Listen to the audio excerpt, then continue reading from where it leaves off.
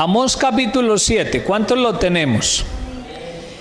Y le voy a hablar de un tema que he titulado Yo voy a hablar siempre lo que Dios mande a decir. Diga conmigo, yo voy a hablar siempre lo que Dios mande a decir.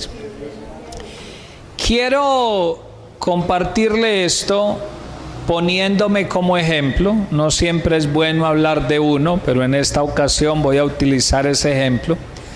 Yo creo que desde que Dios me llamó a servirle, una de las cosas que he intentado hacer siempre es decir lo que Dios manda decir. Cada vez que tengo al frente a una persona para aconsejarle, para discipularle, cada vez que puedo tener el privilegio de dar una conferencia a jóvenes, a líderes, a parejas, cada vez que me paro ante ustedes como iglesia a compartir la palabra del Señor, yo siempre trataré de enseñarle lo que Dios manda decir. Porque resulta que la palabra que yo enseño no es palabra mía, es palabra que manda decir ¿quién? El Señor. Usted sabe que esta Biblia, ¿quién la hizo? Bueno, esta la hicieron unos hombres, perdón, no supe preguntar, pero me refiero al contenido de ella. ¿Quién envió esa palabra? La envió Dios. Y Dios de allí es de donde saca una palabra específica para cada uno de nosotros, en cada tiempo, en cada día. Y es por eso que los que tenemos esa responsabilidad de hablar la palabra de Dios, siempre debemos decir lo que Dios manda decir. En los 20 años de ministerio que llevo, usted ya lo sabe como pastor, por decir lo que Dios manda decir, he ganado mucho. Unos se han alegrado, unos se han confortado, unos se han fortalecido, pero también otros se han enojado, también otros se han entristecido, también otros se han ido por escuchar lo que Dios manda decir. Cuando uno va y le dice a la gente, mire hermano, hermana, vengo a traerle una palabra del Señor, yo creo que Dios puso en mi corazón decirle esto, no siempre cae bien, esa es la verdad. El cristiano maduro dice, qué bueno, pastor, recibir una palabra del Señor. Pero hay gente que no aguanta que uno sirva como instrumento para llevarle una palabra de Dios, porque es que a veces las palabras de Dios son fuertes. A veces las palabras de Dios duelen. A veces las palabras de Dios es como un latigazo sobre la espalda. Sí, porque duele, porque va en contra de lo que uno está pensando o deseando o lo que quiere hacer.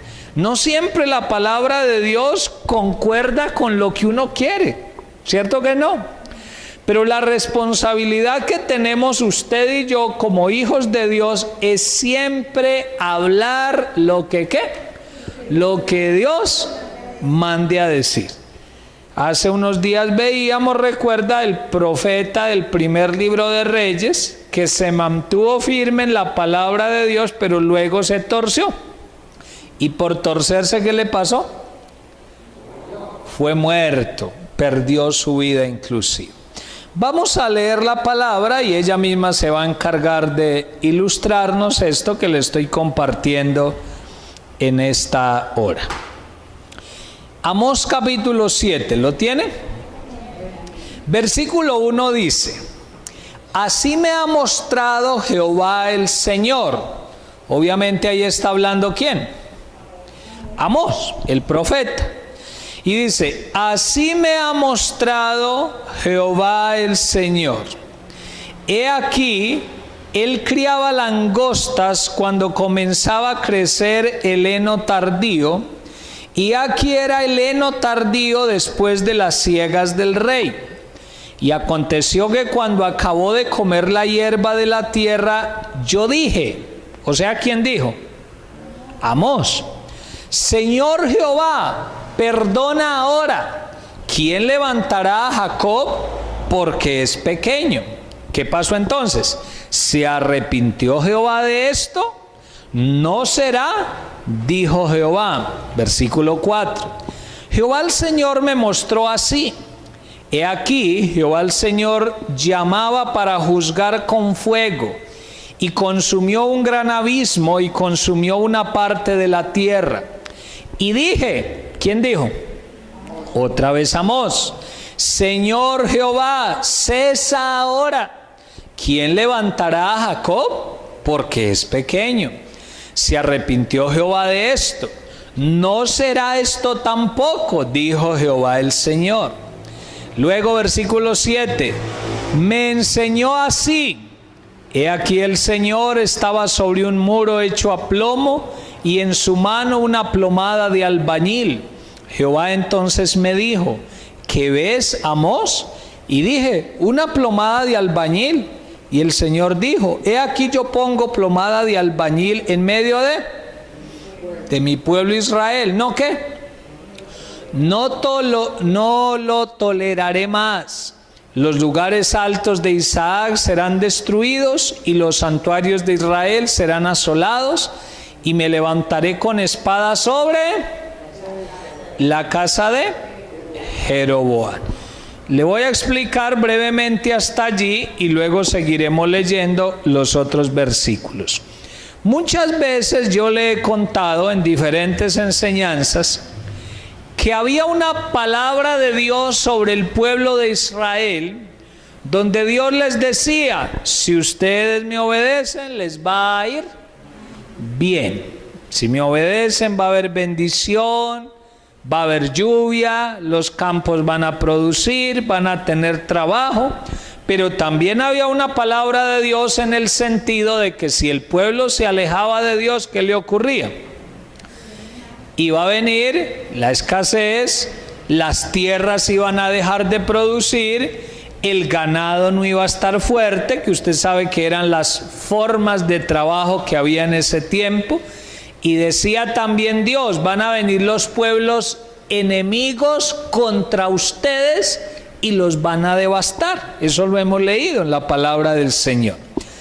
Aquí no hay tiempo de leer todo el libro de Amós, pero yo le cuento y usted lo puede leer en su casa. Si lee el libro de Amós, se dará cuenta que el pueblo de Israel estaba viviendo una situación de distanciamiento de Dios. Habían dejado de obedecer a Dios, habían dejado de amar a Dios, habían levantado en lugar de los altares a Dios, habían levantado altares ¿a quiénes? A otros dioses falsos. ¿Dios estaba contento con eso? Obviamente que no. Y lo peor del asunto era que en cabeza del pueblo había un hombre, un rey llamado Jeroboam. No sé si lo notó ahí en el último versículo que leímos, ¿cierto? Cuando dice que le iba a venir espada a la casa ¿de quién? De Jeroboam, porque Jeroboam era el rey de Israel en ese momento. En predicaciones anteriores hemos visto también que Jeroboam fue un hombre que se alejó ¿de quién? De Dios, y ayudó a levantar lugares altos, pero para otros dioses, no para el Dios verdadero. Para no entrar en detalles y no alargarle el asunto, en los primeros versículos que hemos leído, Dios simplemente por medio del profeta Amós está dando una palabra profética de juicio sobre la casa de Jeroboam. Pero no sé si lo notó que son 3 palabras, y en las 2 primeras, cuando Dios le dice al profeta, voy a hacer esto con mi pueblo y con la casa del rey, el profeta le dice al Señor, Señor, ten misericordia. O sea, no con esas mismas palabras, pero le dice, Señor, cesa lo que vas a hacer. Señor, por favor, no lo hagas. Y en las 2 primeras ocasiones que ocurrió, Dios dijo, listo, no voy a hacer venir esa sentencia, ese juicio sobre mi pueblo. Pero ya en la tercera, que es cuando se pone el ejemplo de la plomada de albañil, ¿se acuerda que sí? Y entonces dice la palabra que había alguien con una plomada de albañil y que el profeta Amós dice, bueno, Señor, ¿y esa plomada qué? ¿Qué significa? ¿Y qué dice Dios? Dice, llegó el tiempo de medir con plomada ¿a quién? A mi pueblo Israel, y luego dice, no lo toleraré más. ¿Usted qué sentiría si Dios en un sueño, en una palabra profética, un día le dice, fulanito, llegó el momento de medirte con plomada? ¿Usted qué siente? Temor, dicen algunos. ¿Qué le da? Susto, asombro posiblemente. ¿Qué más? Miedo, temor, espanto quizás, porque uno sabe que cuando Dios viene a medir, Él mide bien. Amén. O sea, Él no se deja engañar. Él mide y la plomada de Él es precisa. Él sabe si estamos desnivelados. Porque usted sabe que la plomada en la construcción tiene como propósito esto, ¿cierto? Saber si todo está a nivel, es la palabra que ellos utilizan. Y Dios sabe si su vida y mi vida están nivelada o estamos desnivelados. Así que cuando Dios le dice a Amós, bueno, llegó el tiempo de medir a mi pueblo con plomada, porque no, ¿qué? No lo toleraré más. ¿Qué no le iba a tolerar? La desobediencia, el pecado, las malas acciones. Es como si Dios dijera, bueno, me cansé, se me acabó la paciencia, ya le he perdonado varias veces y resulta que no han valorado eso que hice por ellos. Tremenda esa palabra del Señor. Y es por eso que en el verso 8, leámoslo nuevamente, 8 y 9, o desde el 7 dice, me enseñó así. He aquí el Señor estaba sobre ¿dónde? Sobre un muro hecho a plomo, y en su mano una plomada de albañil. Jehová entonces me dijo, ¿qué ves, Amós? Y dije, una plomada de albañil. Y el Señor dijo, he aquí yo pongo plomada de albañil en medio de mi pueblo Israel, no lo toleraré más. Y luego dice, los lugares altos de Isaac serán destruidos y los santuarios de Israel serán asolados, y me levantaré con espada sobre la casa de Jeroboam. O sea, viene una palabra de juicio, de sentencia sobre el pueblo de Israel, pero dentro de esa sentencia está incluida también la casa del rey. No sé si lo notó. Ahí se menciona expresamente el nombre de ¿quién? De Jeroboam. Y dice claramente Dios, me voy a levantar con espada sobre ¿qué casa? La casa de Jeroboam. ¿A quién iba a tocar esa palabra? Al rey. Miremos qué pasa, versículo 10. Para que sigamos con la historia. Entonces el sacerdote Amasías de Betel envió a decir a Jeroboam, rey de Israel, mire lo que le manda a decir: Amós se ha levantado contra ti en medio de la casa de Israel. La tierra no puede ¿qué? Sufrir todas sus palabras. Míreme acá y vamos explicando. Da la palabra a Amós. Y entonces dice que un sacerdote llamado Amasías, que era sacerdote ¿de dónde? De una ciudad llamada Betel, le manda a decir al rey. ¿Cuál es la razón? Rey, qué bendición que tengamos a Amós en estas tierras. ¿Dice así? Dice no, dice mi rey. Hay un profeta llamado Amós que no hace sino hablar palabras proféticas que no te convienen a ti. Dice que la mano del Señor se va a levantar contra ti con espada. ¿Usted cree que esa palabra le iba a gustar al rey? Pues tampoco. Entonces el sacerdote le manda a decir al rey: mire mi rey, quítenos de encima a ese profeta Amós, porque las palabras que él dice, este pueblo ya no las puede sufrir.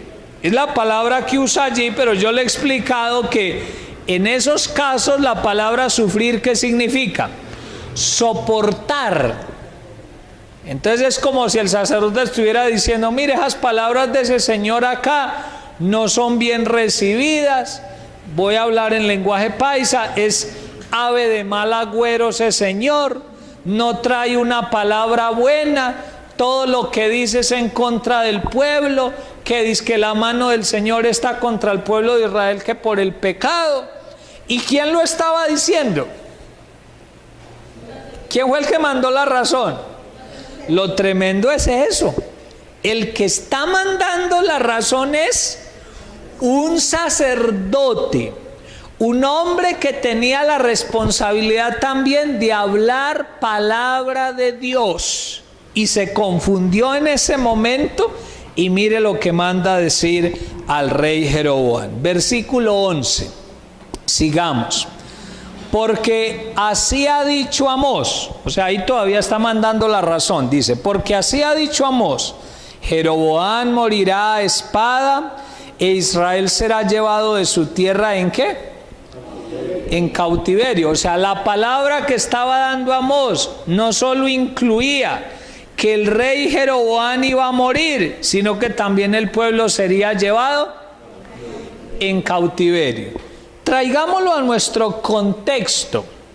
¿Será que a nuestro presidente le gustaría una palabra como esa? ¿Será que diría: qué bueno, ¿dónde está ese profeta para que venga a hablar conmigo? No, ¿a qué dirigente le va a gustar que alguien venga y le profetice cosas malas? A ninguno, humanamente hablando, no. Pero eso era lo que Dios había mandado a decir. Por eso es que le decía al principio que no siempre las palabras de Dios gustan. No siempre las palabras de Dios son bien recibidas. A veces las palabras de Dios incomodan, tallan, sacan callo y hasta hieren. Pero es la palabra del Señor y hay que hablarla, porque ¿quién la mandó a decir? El Señor. Sigamos leyendo. Versículo 12. Y Amasías, o sea el sacerdote, dijo a Amós. ¿Qué le dijo? Vidente, vete, huye a tierra de Judá y come allá tu pan y profetiza allá. Y no profetices más en Betel, porque es santuario del rey y capital ¿de qué? Del reino. Mire, el sacerdote manda llamar a Amós, pero no lo manda llamar para felicitarlo. No lo manda llamar para decirle: venga, yo estoy confundido, oremos juntos a ver si lo que usted está diciendo de pronto sí es palabra de Dios. ¿Le manda a decir eso? Dice que habla con él y primero lo llama vidente. Esa era una forma antigua de decirle también al profeta. Y luego le dice: vete. ¿Vete a dónde? A la tierra de Judá, profetiza allá y come tu pan allá.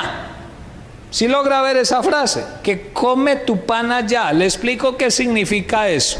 Resulta que el pueblo de Israel estaba viviendo un tiempo de tanto alejamiento de Dios que el pueblo y los líderes políticos de la época Ya no les gustaba que les profetizaran lo que Dios mandaba decir, sino que le pagaban a los profetas para que ellos profetizaran, pero lo que era agradable al oído de ellos. ¿Se acuerda de un caso que hay en la palabra cuando a Balaán lo quieren contratar para que dé una palabra, pero de acuerdo a la que el rey necesitaba? ¿Se acuerda? Es solo un ejemplo para probarle lo que estoy diciendo. Ejemplo, el rey iba a salir a una batalla, pero él sabía que había sido desobediente a Dios, y por ser desobediente no le iba a ir bien en la batalla. Pero él le mandaba a decir a los profetas: vea, unos cuantos tesoros, unos cuantos regalitos para ustedes, pero por favor, profetice bien, profetice victoria. Vaya, animen al pueblo y profeticen que sí vamos a tener la victoria. Es como si fueran profetas por liga, lo vamos a decir así, a sueldo, por ganancia deshonesta, sobornando exactamente. Y es como si este hombre Amasías le estuviera diciendo eso a Amós. Le dice: mire, Amós, esta no es su tierra. ¿Qué hace usted por acá en Betel profetizando cosas malucas? Devuélvase a su tierra, vaya, profetice allá, y de pronto allá le van a dar más platica que acá. Eso es lo que significa la frase come tu pan allá.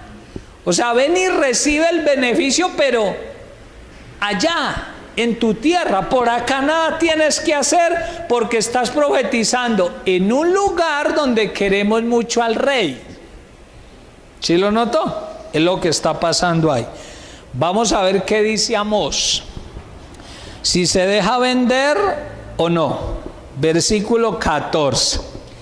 Entonces respondió Amós y dijo a Amasías: no soy profeta, ni soy hijo de profeta, sino que soy boyero y recojo higos silvestres.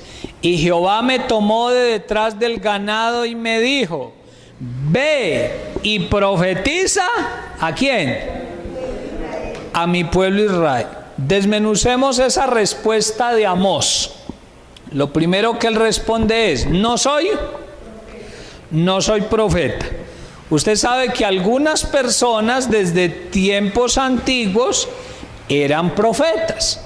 Algunos inclusive habían sido capacitados como profetas por sus padres.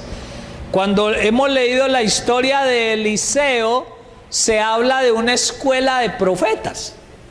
Lo hemos leído, ¿cierto?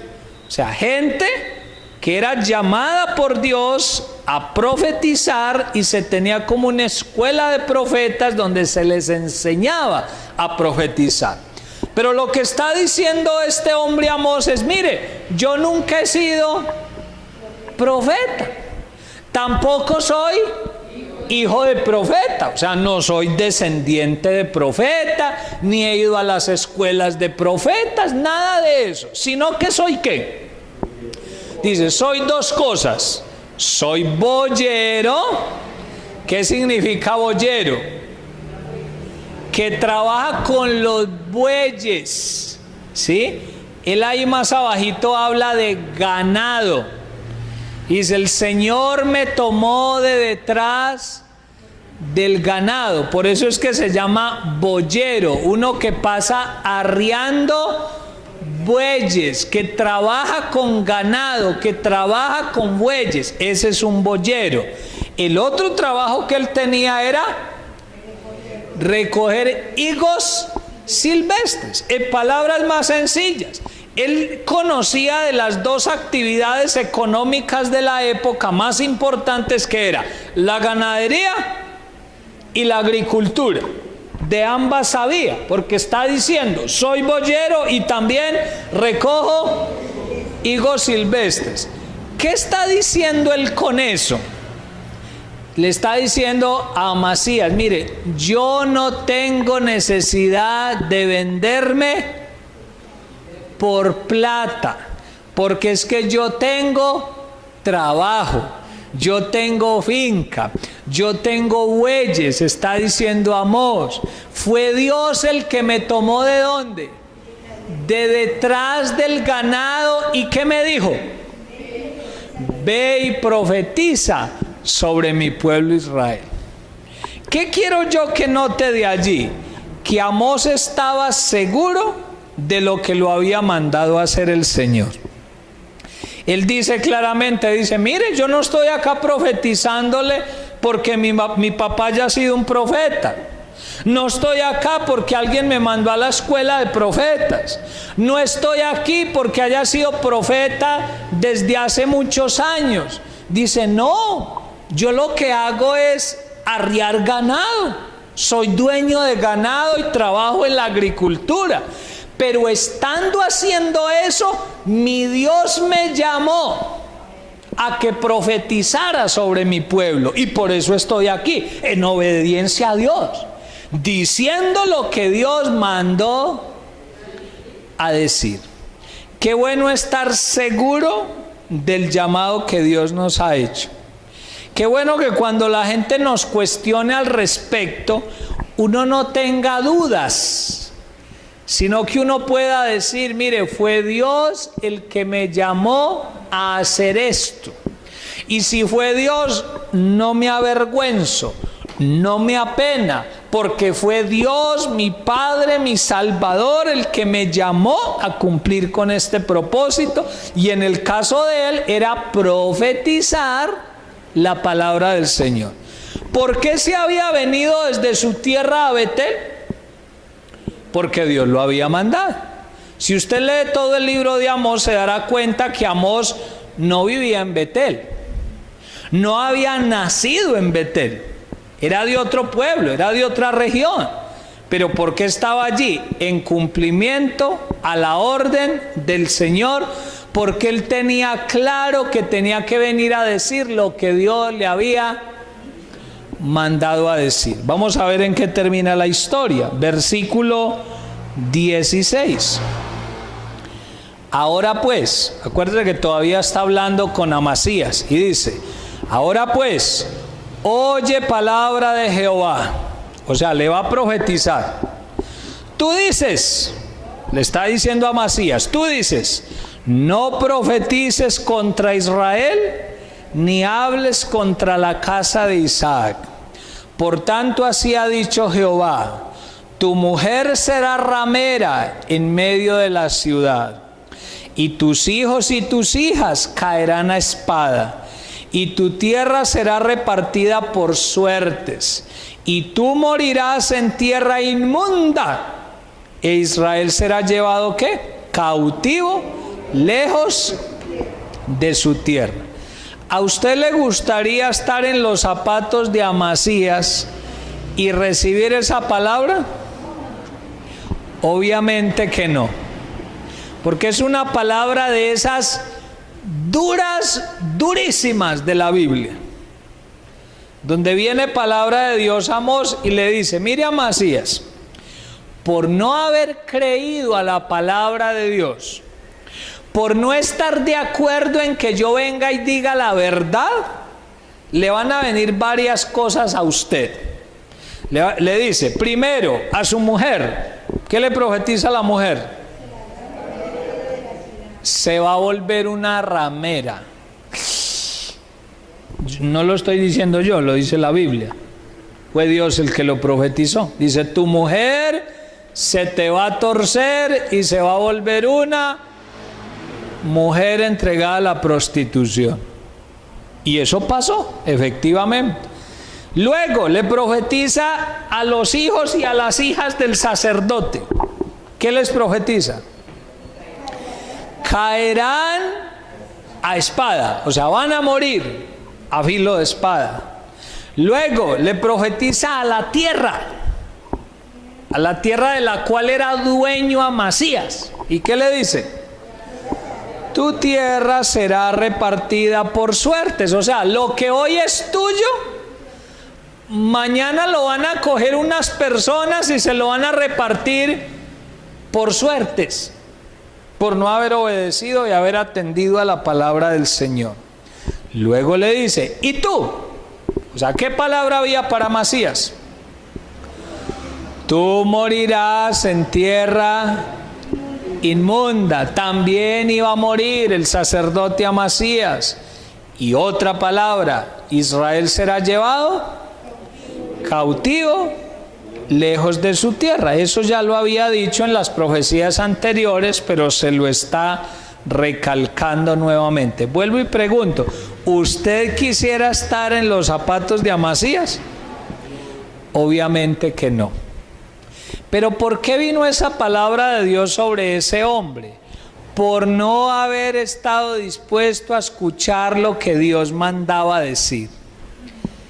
Y es más, se opuso a la palabra de Dios.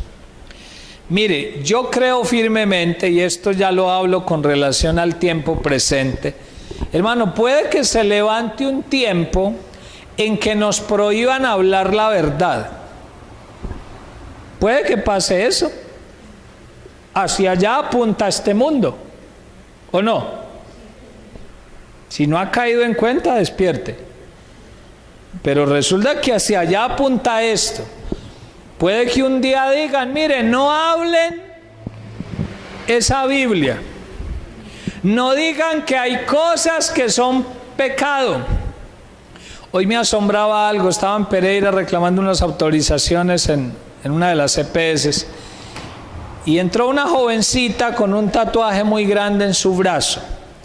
Y en el brazo decía simplemente, nada es verdad, todo es permitido. Cortico el mensaje, pero a mí me impactó. Mire, dos frases, pero mire todo lo que está diciendo allí. Dice, nada es verdad. O sea, si yo voy y le digo, mira, Dios es real, puede que ella me diga, no, mire, nada es verdad. Hay un cielo, hay una morada celestial. Puede que ella me diga, nada es verdad. Si yo voy y le digo, es que la palabra dice que hay cosas que son pecado, puede que ella y otros más me digan, todo está permitido. El mundo apunta hacia allá. Que de pronto nos digan, mire, callen eso que ustedes hablan, dejen de decirle a la gente que hay pecado, dejen que la gente viva como quiera. Pero se va a necesitar de cristianos, ¿cómo llamarlo? De cristianos tenaces, de cristianos fuertes, de cristianos derechitos como la palma, que podamos decir, seguiremos diciendo lo que Dios mandó a decir. Porque estamos viviendo un tiempo que la gente quiere escuchar es lo que le conviene. Amén. Y hay iglesias así. Tristemente es así. Hay líderes que le preguntan a la gente, y esto lo digo con todo respeto, hay líderes que le preguntan a la gente, venga, ¿de qué quieren que les hablen? No es de qué quieren que les hablen, es que quiere Dios que les hable. Amén. Oiga, ¿y cómo quieren el mensaje? ¿Sí? Recuerdo hace unos años que ocurrió, eso pasó en Pereira, una iglesia, yo no menciono el nombre, pero cualquier día la iglesia le dijo al pastor, pastor, la junta de la iglesia decidió que el domingo no hay culto, nos vamos todos para paseo, la iglesia se cierra y nos vamos todos para paseo, no hay predicación, no hay nada. Y no es que esté diciendo que no se puedan hacer paseos, acá los hacemos también.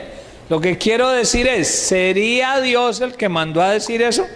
¿O sería la gente? Hay que diferenciar. Hermano, en la iglesia del Señor se tiene que seguir hablando la palabra de Dios. Lo que Dios mande a decir.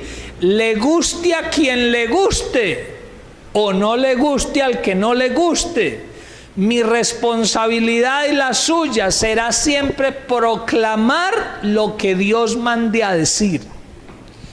Que tengamos en las iglesias hijos de Dios con el corazón de Amós. Que aunque nos digan, mire, no diga eso.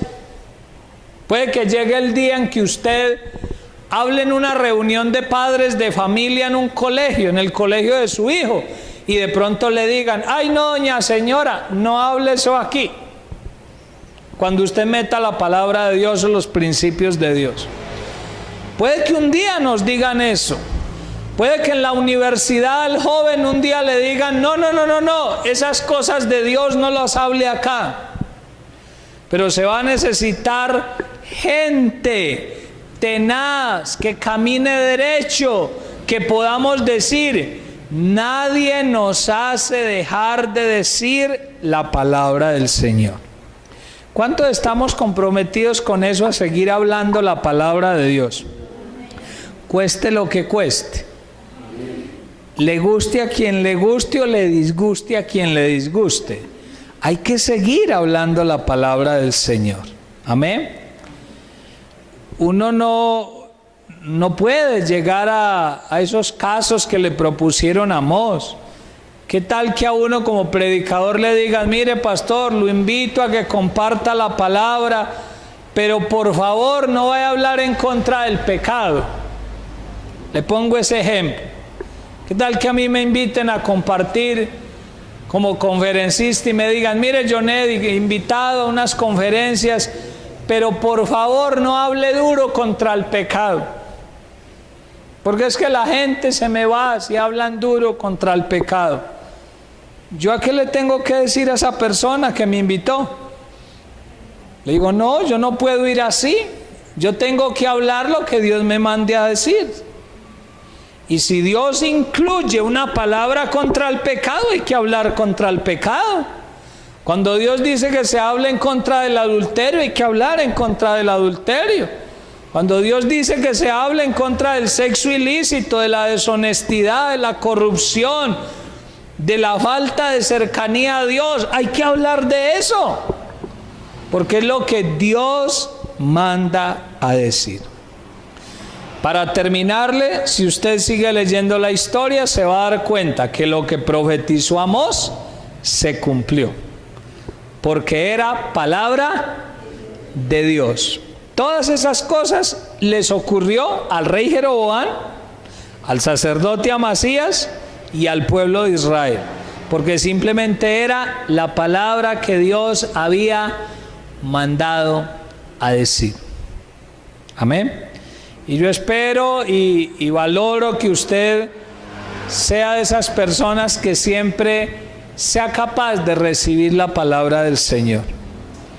Que cuando sea una palabra dura, usted de todos modos diga, Señor, esta palabra ha golpeado mi corazón, ha sido fuerte, pero es palabra tuya, yo la recibo, porque tú la mandaste a decir. Si hacemos eso, yo creo que Dios va a estar muy contento con nuestra vida. Amén. Esa es la responsabilidad que usted y yo tenemos como hijos de Dios. Quiero pedirle que se ponga en pie. Y vamos a decirle al Señor simplemente que estamos dispuestos a que Él nos hable siempre lo que nos tenga que mandar a decir. Levante allí sus manos y dígale, Señor, yo jamás pediré que se me hable otra cosa diferente a tu palabra. Dígale, Señor, aunque el mundo se ponga difícil, aunque el mundo siga llamando malo a lo bueno y bueno a lo malo, nosotros seguiremos hablando la palabra del Señor. Dios, queremos ser esos hijos de Dios, esos papás, esos abuelos, esos líderes, esos pastores, esos jefes, que siempre hablemos la palabra de Dios como lo hizo el profeta Amós. Que aun cuando venga la amenaza del mundo, que aun cuando venga el decir del mundo, nosotros podamos seguir diciendo: yo continuaré hablando la palabra de Dios. Lo que Él mande a decir, lo hablaré en todo momento. Señor, tú quieres que hablemos tu palabra en la familia, en el hogar. Tú quieres que hablemos la palabra a la gente de la calle, a nuestros compañeros de estudio y de trabajo. Guárdanos, Señor, de vender nuestros principios.